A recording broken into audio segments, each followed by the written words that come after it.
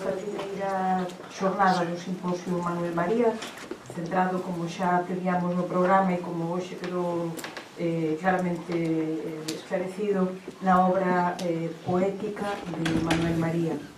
Estivemos a falar desde a palabra de Manuel María, acompañándonos coa palabra de Manuel María, coa lectura, coa interpretación, coa análise desa obra poética tan inmensa, cuantitativa e cualitativamente. Agora a quenda corresponde volverlle a palabra, recuperar os seus versos, recuperar esa totalidade do mundo, da realidade que concibiu, que representou e que retratou como un cronista dun tempo, dun pobo e dunha vida, grazas á voz, aos ecos polifónicos de 6 poetas. Rematábamos a primeira parte da tarde, as intervencións anteriores, precisamente Manuel López Foxo facía mención, apelaba a ese carácter de ponte que asumiu, que representa agora xa históricamente Manuel María, ponte entre o que houve antes e o que necesariamente tiña que vir e había que procurar e afortalar para despois tamén no terreo poético, mas non só, non exclusivamente. Pensamos que a voz que amplificarán esa escrita poética destes 6 poetas son iso, representan. Realmente esta era a base, a idea que tiñamos no fondo cando conciliamos o programa. Esa ponte, esa persoa que estaba sempre aí para escoitar, mas tamén para contar, para comunicar, para trasladar ese legado que ele sabía que era posuidor e que debía sementar nas demais. Todas elas persoas amigas, queridas, que forman parte dese mundo tan intensamente creativo, humanamente tamén fortalecedor que representan, segue a representar Manuel María, e as que agradecemos que dende lugares incluso afastados, como é o caso de Marta da Costa ou mesmo de Marica, que son as que teñen un desplazamento maior, que tivesen aceptado estar hoxe aquí connosco. Durante toda a miña vida andei a soñar, longa e fondamente, coa Arcadia maravillosa, lonxana e lendaria. Viaxei a Grecia e con ollos atentos e avarentos contemplei a Arcadia. É unha paisaxe de oliveiras e penedos, gris e brava, onde hai un pobo pequeno e miserento chamado Paradisos, nada menos. Todo era árido, pobre e desolado. Entón, fechei os ollos cara fora e abrinos cara dentro. E puiden ollar a Arcadia feliz e verdadeira. Podíamos ter partido de moitísimos textos poéticos, podíamos ter escollido moitos versos para nomear este recital poético de peche da primeira xornada do simposio, mas finalmente optamos por un verso deste poema do libro Oráculos para Cabaliños do Demo, editado en 1986. Entón fechei os ollos cara fora e abrinos cara dentro. Ese é o propósito deste recital poético. Non vou demorar en presentar as poetas que nos acompañan, só vou botar man das palabras que xenerosamente me cederon, en que explican, anotan, rememoran, traen sempre ao presente da memoria, que neste caso, como en todos, é preciso e indispensable, a súa vivencia, a súa lembranza nítida de Manuel María. Porque se algo debe ser Manuel María e a súa obra está aí para nos acompañar e o testemunhar, é presente. Comezará a lectura dos textos de Manuel María Cesario Sánchez Iglesias. A relación de Manuel María cos poetas que comezamos a publicar con posterioridade á morte do dictador foron fraternas e dun respeto sincero á súa figura de poeta insubornável, que estaba a facer a obra que honestamente quería facer.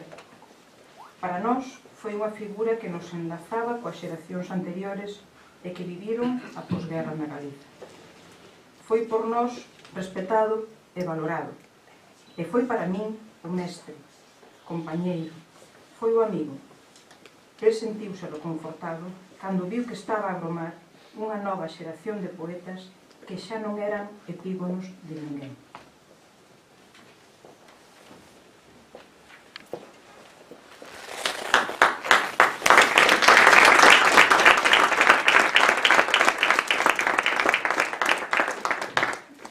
Boas tardes. Sempre grato ver a Manuel porque, como ven, leía Mercedes, moitas dos que estamos aquí, a nosa biografía e a de Manuel acaban sendo vasos comunicantes en moitas cousas, non? Entón, lelo e traer tamén parte da biografía que o construiu aún non só como poeta, sobre todo que o fundou humanamente, non? Comezar por ler un poema de Catavento de Neutros Domesticados que para mí foi unha delicia poder, cando vin como saía este libro, uns meses antes faláramos por teléfono. Eu xa estaba en Lugo. Lembro perfectamente que comentábamos pola miña parte, da necesidade de incorporar como materiais poéticos todo o que estaba a acontecer no mundo e ao mesmo tempo, como el ben decía, incorporado dun xeito crítico, dun xeito non percibir sin elaborar. E aquí vese tamén un pouco naquel tempo a modernidade, de como el atendía aos estímulos do presente. Plano descriptivo do país de Babia. No complicado país de Babia, habitado polos biosbardos e por morcegos brancos que se erguen ao amencer e se deitan ás 6:35 da tarde, a xente mantense de escaravellos e de requintados neutros domesticados. As rapazas teñen ollos de avión supersónico, fuchican lendo o citrianillo, que os progres endexa máis trasnoitan. No sulagado país de Babia, os autobuses andan polo aire. As casas non teñen portas nin lousados. As universidades están nos sumidoiros. As rúas son verticais e hai que agatuñar por elas igual que se sube un eucalipto. E cando un cidadano non se distingue, o Estado condecórao para premiar a súa entrega, etc., cun fermosísimo canco de matriz. No estratosférico país de Babia apuñalan as tenras e inútiles pombas.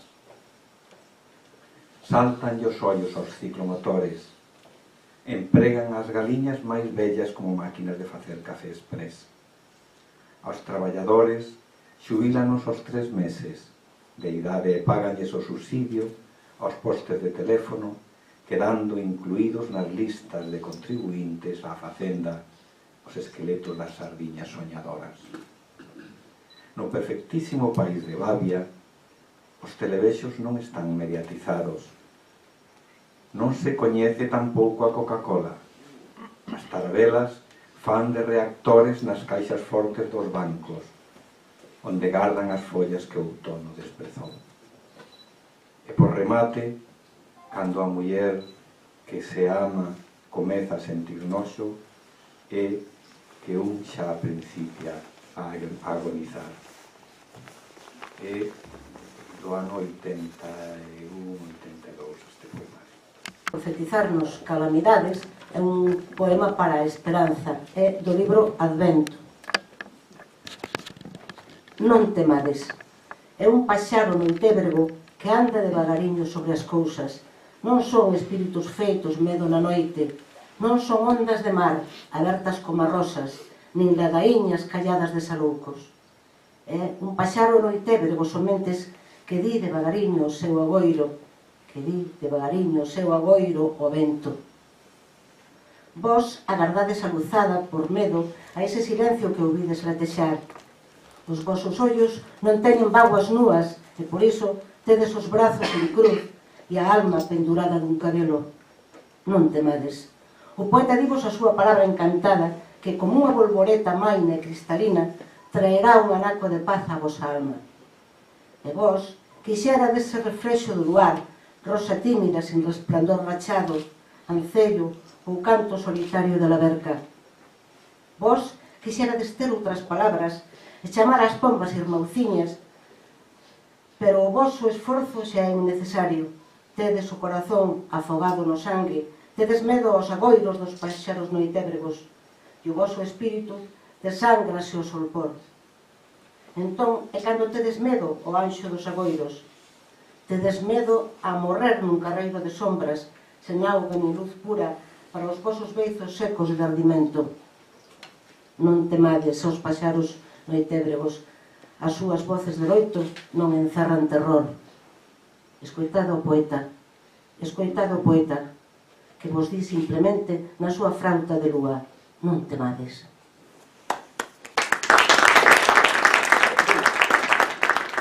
De versos para o país de minifundios. A fala é comunión e sen... A terra xa somente sé un pobo aquí, outro acolá, 1000 albres, monte raso, un ceo chumbo e tráxico por donde andan as aves a voar. O resto é soedad.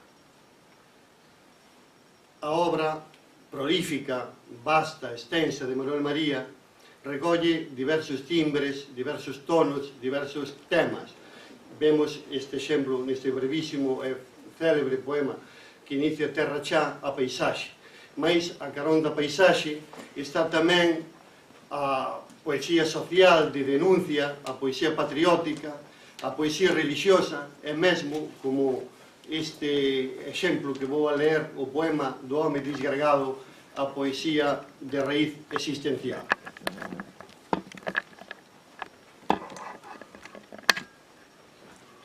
Poema do home disgregado. Ti, home de bombillas rabiosamente verdes, vas coa túa latitude incongruente polas rúas tortas de esquecidos encaixes e non sei se tes unha fría santidade de teatro ou blasfemias de xofre como lóstregos quentes. Ábreme o teu peito e dime como deixas nos bares a túa vida pequena sen paixós trascendentes. Dime como te asoballan as túas propias rodas, ventos amargos e agullas cruéis de fume impreciso e abanado. Esa morte que é morte e que ti sentes no teu barro doente enfruxido, ese ruído de máquinas tolas que semellan mulleres luxuriosas parindo longos invernos de sombras mouras e esquecidas, e ese fume dos teus cigarros que incensa un deus tolo e descoñecido para ti na súa inexactitude de formas. Dime, todo iso, que? Por que foxes das plumas e amas os ollos desenqueixados que falan do crime? Por que loitas coa túa conciencia polas noites? Ti, home morto de bolboretas malditas, ven a min despido dos teus vasos de viño. Eu dareiche unha esperanza viva, sen beiras limitadas como nubes, e dareiche a miña doce tenrura de manteiga, que terá para ti unha lene escuma de fogo que queimará os teus pensamentos de luz turba. Esquece, irmán, o teu suor de follas mortas que sae como unha maldición por entre a túa camisa rachada de cadros chillós como pequenas acuarelas que refliten paisaxes. Esquece, irmán, por ese Deus no que dis non creer, esquece esas serpes cegas de nostalgia de carbón que che queiman as entrañas con baleiro de ira. Deixa os teus coitelos emporcados en sangue e amo os sorrisos pintados de rapazas que pasan como un lene vento de rosas divinas. Ven a min con esas tebras que che loitaron o corazón. Cóntame a historia desas tardes intermináveis en historia e dime os teus pecados de luxuria que eu podo darche unha menciña de palabras. Dime a min que tamén son un home que me arrastro pola lama, os teus ancellos de apreixar as artistas de cine e de queimar os postes do teléfono que estou seguro que aínda non sabes exactamente para que sirve. Ven a min cos teus soños sen cancións indecentes, porque eu tamén me sinto naufragar no pulso das noites que nos tragan. En 1968. Na nosa terra sempre trona. E caen raios e centellas a Deus dar. A tronada é teimosa, machacona, non ten traza ningunha de amainar. Hai séculos que trona. A tronada é cada vez máis forte, máis escura. E nós, eiquí, sós, sen facer nada, revertendo carraxe e máis tristura. Chove a Deus dar, relustra, arroia, unha nube moura cobre os cellos. A xente desesperada, muda e soia, xa non ten ilusión, risos e anceos. Sigue a chover. O trono brúa, espanta, o raio fire, mata, queima canto hai. E a tronada que non levanta. E a tronada que non se vai. Saturno, escrito en 1982. No comezo, somente será a bretema. A escuridade primeira e elemental que clareou pouquiño a pouco, facéndose sutil e luminosa. Entón, foi posíbel xa ollar a rocha, a nube, o río, a carqueixa, a árbore florecida e enamorada, o vento viaxeiro e cantador, a pinga do orballo e o vagalume. A xente ollou e comprendeu a mensaxe cabal do paraíso e acadou o uso cheo da palabra, unha música pura e rumorosa, feita para sempre, luz do mundo, atenta coinciencia vixiante, fundamento da patria, da casa erguida en paz para compartir a vida e o amor. Protexer os soños e os ensoños e darlle permanencia ao ser do home. Aquela ollada chea de inocencia, a maxia e o misterio da linguaxe, a tarefa común, a beleza da terra, o imperioso mandato de vivir, ordenaron a tribo e conformaron, baixo o alumiño tépedo do sol e o misterioso manto das estrelas. Aquela tribu, que era o noso povo, primeiro foi semente, logo cerdeira e, cando comezaba a florecer, en purísima neve candorosa, en esperanza certa de futuro, en músculo forte e ollo vixiante, en roteiro de luceiros acesos parpadexando na escuridade do mundo, chegou o furacán e desfollouna, morchouna a seada, arrasouna o pedazo, esnaquizouna o lóstrego e sulagárona as choivas máis teimosas.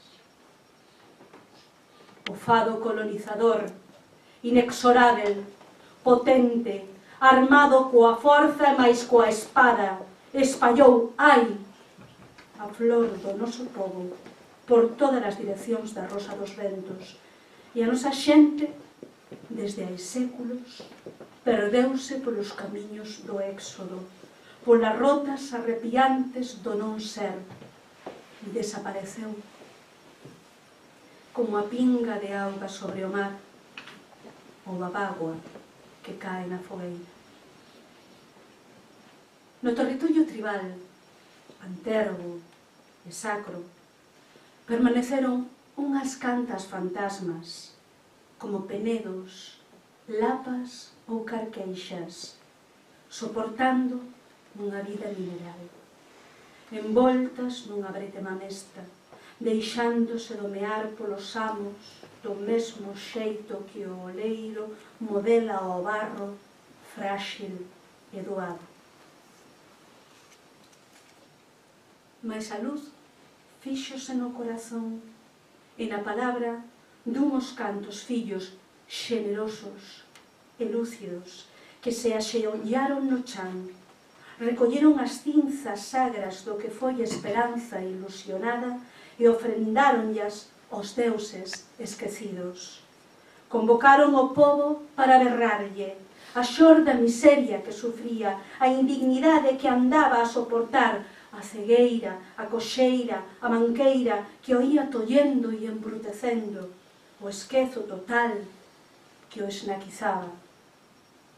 Demostráronlle como estaba asasinando as puras esencias do seu ser, como cegaba as fontes da súa vida, como daba a súa existencia no nome dunha finxida democracia, a troques do vento, sombra e nada.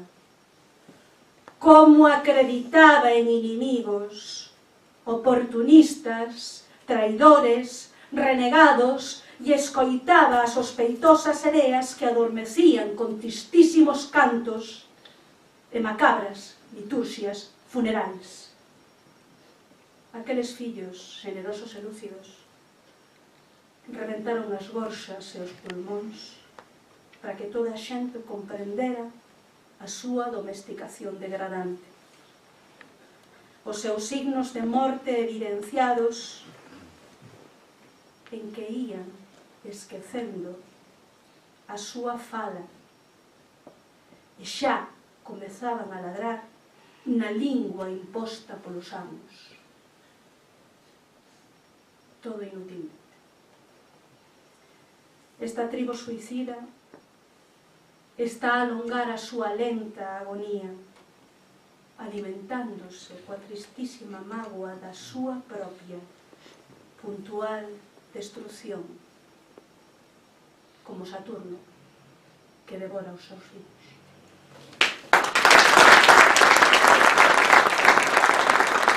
A semente está ollando o mar. Ten vales e montañas e terras para labrar. Ten portos mariñeiros, cidades e labregos, cargados de traballo, cargados de trafegos. Galiza é unha nai, velliña, soñadora. Na voz da gaita rise, na voz da gaita chora. Galiza é o que vemos, a terra, o mar, o vento. Pero hai outra Galiza que vai no sentimento. Galiza somos nós, a terra e maila fala. Se buscas a Galiza, en ti tes que atopala.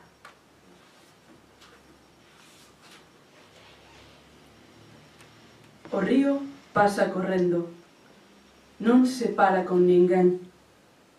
O río canta pras cousas e canta para min tamén.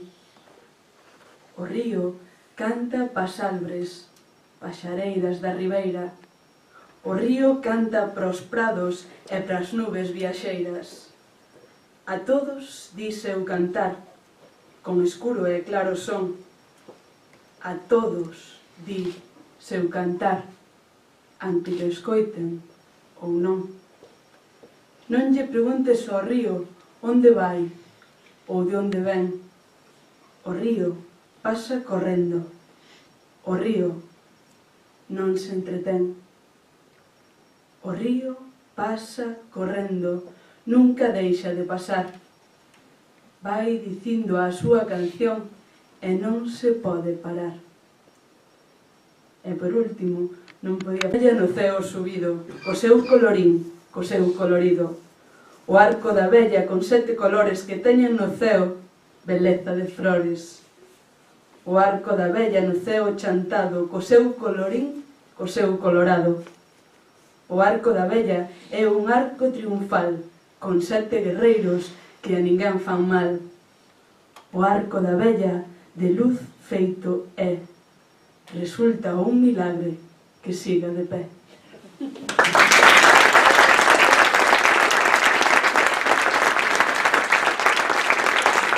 E para pecharmos xa o recital, convidamos a Vila Luz Pozo Garza. O meu libro, O paxaro na boca, nace grazas a Manuel María, despois do éxito de Ánfora, a miña primeira publicación en castelán. Escribino ao mesmo tempo que El vagabundo en 1952. El mesmo escribiu críticas moi eloxiosas sobre o meu primeiro poemario. Animoume moito a escribir en galego. Dicíame que Galicia necesitaba poetas. Era moi boa persoa.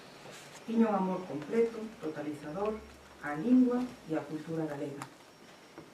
A min non se me ocorría escribir en galego porque non o falaba, mais non era para min un idioma descoñecido porque o tiña interiorizado desde a lectura de poemas de Rosalía de Castro e de Curros Enríquez, a quen admiraba meu pai.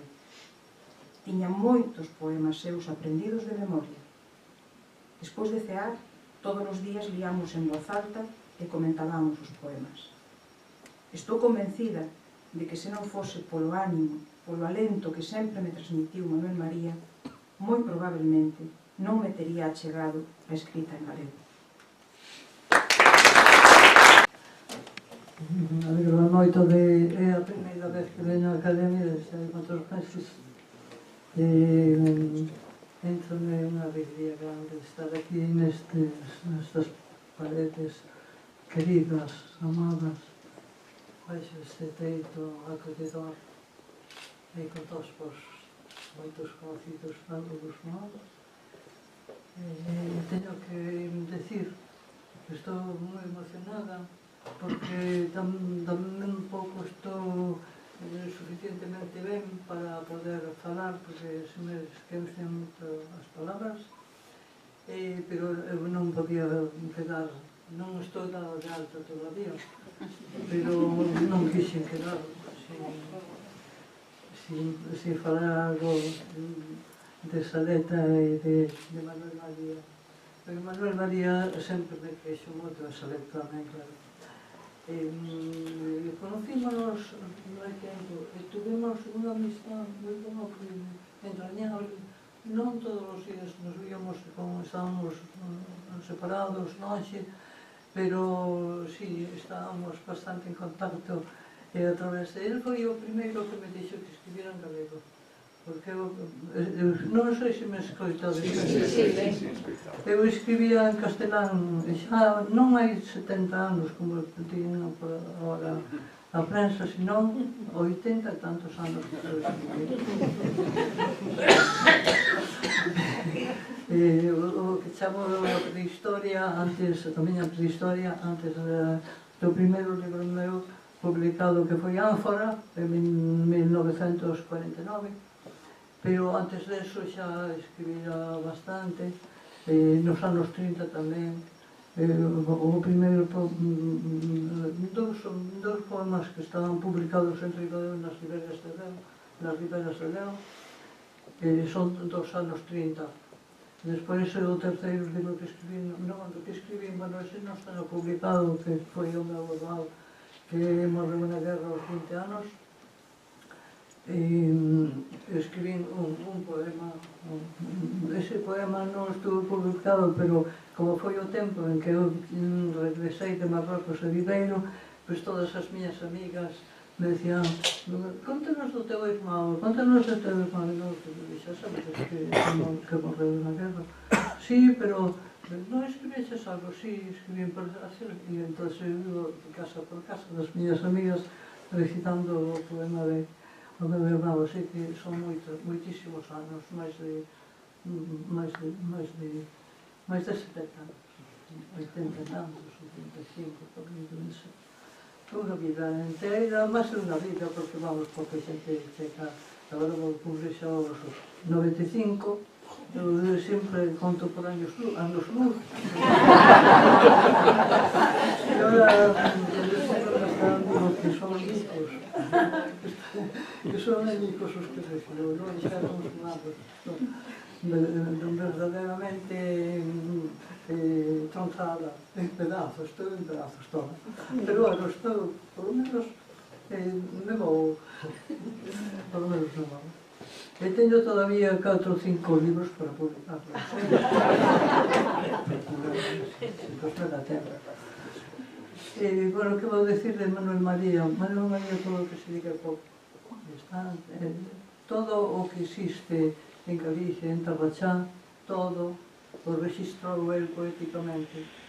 Todos os paixaros, as aves todas con seus nomes, con un amor verdadeiramente cordial, con as nubes, os ríos, as fontes, as iglesias, é que todo é unha verdadeira Wikipedia, me parece. Está toda a xeografía, todo o que existe en Galicia está en Manuel María. Foi un corazón desbordado, un corazón cheo de amor por Galicia, cheo de amor por as persoas que conoceu, a min queríame moito tamén. E, bueno, eu escribín varios poemas para Manuel María. Escribín 4 que iba a traer, pero que non encontro, porque unha das cousas destas edades, pero por menos tamén me pasa que perdo as cousas por casa, non se encontro. Eu sei que as teño, pero teño miles de papéis. Entón, os miles de papéis non sei onde están. Suponía que os tiñan nestas revistas que fago eu, de Claudio León ou de Norres, e pensei unha por unha, encontrei algúns, pero non son eses. Os que eu quería hoxe ter aquí para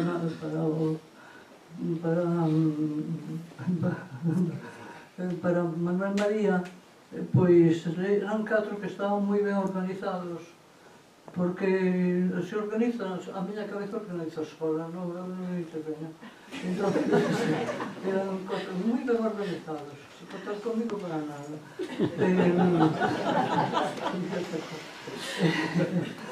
Entón, precisamente a miña nora que está aí sentada, Olivia, me dixo por un libro que escribira, está perfectamente organizada, se ve que bueno, que pensou moito, saiu así de casualidade, porque non organizei nada, sobre exceso. Hai que dicir tamén que gracias ao ordenador, porque o ordenador non fago nada, xa non sei nin escribir. Xa son moitos libros que escribendo. Entonces, si Dios me dá un pouco de memoria, un pouco de inteligencia, un pouco de voluntad, pois con esas 3 cosas xa podo andar outra vez un pouco por aí. Bueno, pois entonces vou ler. Bueno, teño que decir que gracias a Manuel María escribo en galego, porque eu sempre fui un galego castelano-falante, ainda que na miña casa non se falaba galego, pero sí se leía galego. Rosalía, se leía moitísimos, nos pais leían de memoria Rosalía, tanto o meu pai, non todo, pero os cantantes gallegos, sobre todo, se leían na miña casa, se discutía, se falaba en galego sobre esos temas e outros, pero vamos, eso é moito.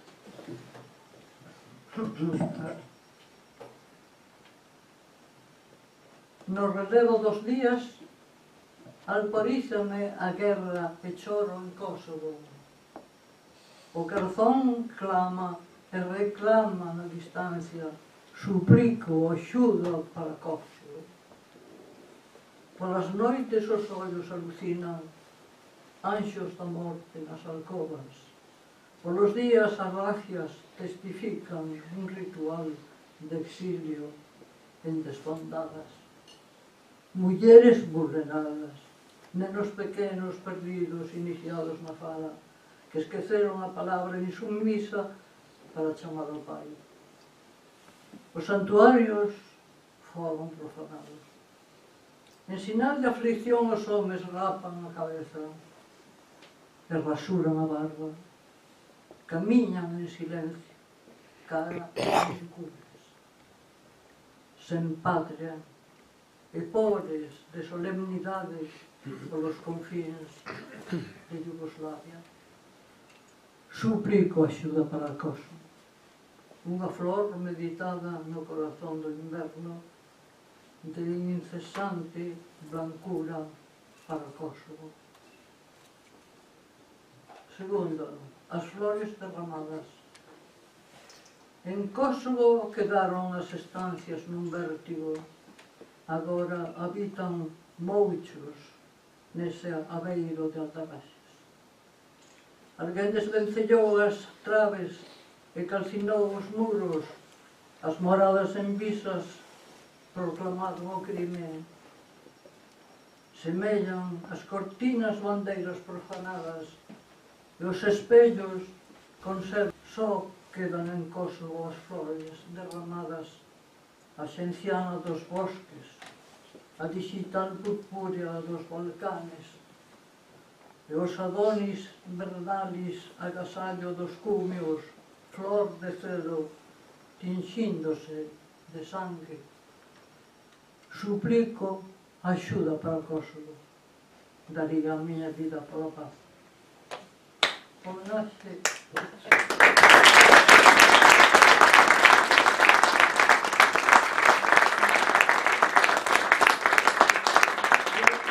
Agora, meu amigo, vivimos o arrepío dos meniños que morreron de fame e de desvelo. O exterminio das etnias, a miseria das nais, sen sombras, sin fontelas, sin cantigas, sin dais.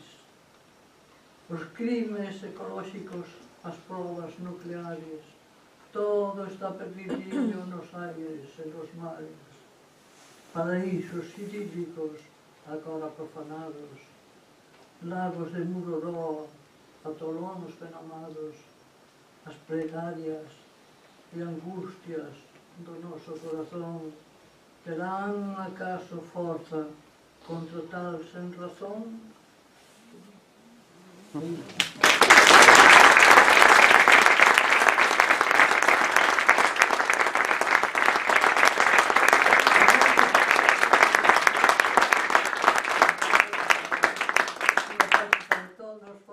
por un, unha por unha, e moitos apertas e abrazos de todo o meu corazón para a esposa querida que tanto quixo Manuel María, que se chama Saleta.